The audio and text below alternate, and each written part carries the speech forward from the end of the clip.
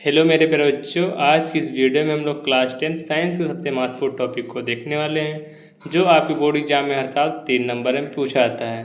तो चलिए यहाँ पर देखते हैं हमारा टॉपिक क्या है। तो हमारा टॉपिक है ऊष्माक्षेपी तथा ऊष्माशोषी क्रिया क्या होती है।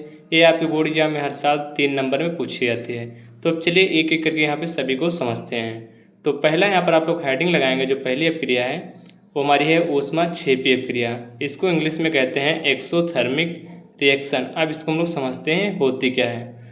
तो वह रासायनिक अपक्रिया जिसमें अपक्रिया के दौरान ऊष्मा बाहर निकलती है उसे ऊष्माक्षेपी अपक्रिया कहते हैं। यानी कि वह रासायनिक अपक्रिया जिसमें अपक्रिया के दौरान ऊष्मा बाहर निकलती है उसे ही क्या कहते हैं, ऊष्माक्षेपी अपक्रिया कहते हैं। अब चलिए यहाँ पर हम लोग उदाहरण देखते हैं, जैसे कार्बन का दहन।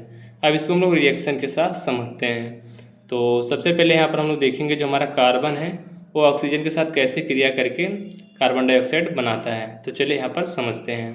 तो यहाँ पर स्टूडेंट हम लोग लेंगे कार्बन का एक अणु लेंगे और उसके साथ हम लोग ऑक्सीजन के 2 अणु ले लेंगे। अब इनको आपस में मिलाकर कार्बन डाइऑक्साइड बना देंगे और साथ में यहाँ पर क्या निकलेगी, ऊष्मा निकलेगी। इसे ही हम लोग कुल मिलाकर कहते हैं ऊष्माक्षेपी अपक्रिया।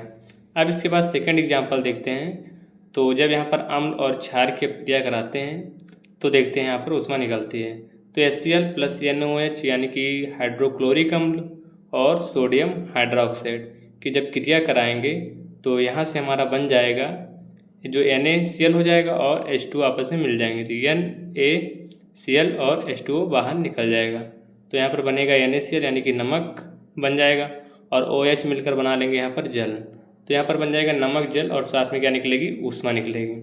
तो ये हमारी होती है ऊष्माक्षेपी अपक्रिया। तो मैं आशा करता हूँ कि आप लोग को समझ में आ गया होगा।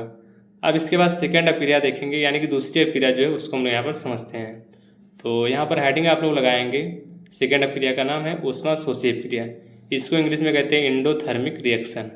अब समझते हैं कि वह रासायनिक अपक्रिया जिसमें अपक्रिया के दौरान ऊष्मा अवशोषित होती है उसे ऊष्माशोषी अपक्रिया कहते हैं। यानी कि वह रासायनिक अपक्रिया जिसमें अपक्रिया के दौरान ऊष्मा ऑब्जॉर्व कर ली जाती है उसे ही ऊष्माशोषी अपक्रिया कहते हैं। अब इसको हम लोग समझते हैं यहाँ पर एग्जाम्पल के अकॉर्डिंग। तो जैसे यहाँ पर हमने लिया कैल्शियम कार्बोनेट। अब इसको जब हमने गर्मी दी या कि यहाँ पर हमने इसको ऊष्मा दिया तो ये कैल्शियम ऑक्साइड और इसके साथ में टूट जाएगा, किसके साथ, कार्बन डाइऑक्साइड में टूट जाएगा। तो ये हमारा हो गया पहला एग्जाम्पल। अब दूसरा देखते हैं यहाँ पर प्रकाश संश्लेषण। तो यहाँ पर हम लोग 6 अणु लेंगे कार्बन डाइऑक्साइड के, यानी कि 6 CO2 प्लस, अब यहाँ पर लिख लेते हैं जो हमारा CO2 है उसको क्या कहते हैं, कार्बन डाइऑक्साइड।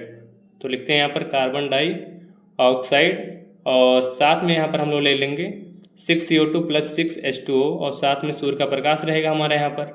तो इसलिए यहाँ पर उत्पाद मिलेगा C6H12O6 प्लस 6O2।